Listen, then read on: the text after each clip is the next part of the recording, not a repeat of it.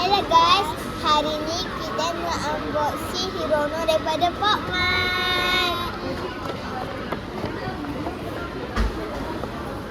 Ni black box dia.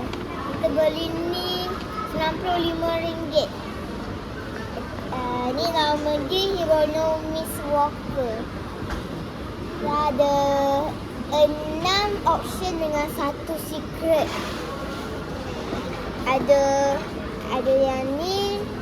Tapi tak kisahlah yang mana dapat pun.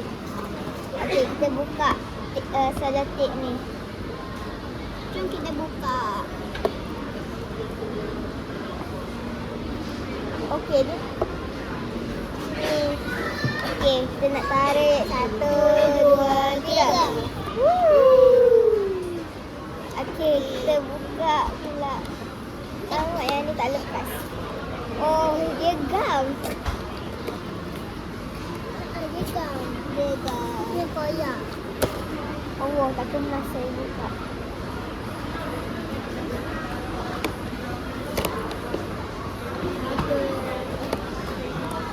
Wow. Ini beg dia. Rasanya apa? Macam kertas. Dia macam fluffy. Saya pun tak tahu dapat yang mana. Tapi saya rasa bukan yang naik ni kot. Ni dapat yang ni. The solid powder. Dan rasa dapat yang ni. Okey. Sekarang masa untuk yang ni nanti-nantikan kita nak buka Miss Walker ni. Mana tempat buka ni? Okey, tutup mata. Dapat apa korang boleh tengok dulu. Dapat apa?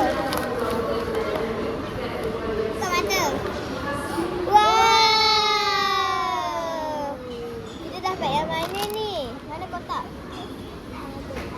Kita dapat yang mana? Yang ni kot. Ini. Kita dapat yang ni. Yang bawah ni. Comel tak korang? Comel. Kalau comel like. Follow kita. Jangan lupa subscribe kat channel kami. Tekan notification bell. Okay, bye.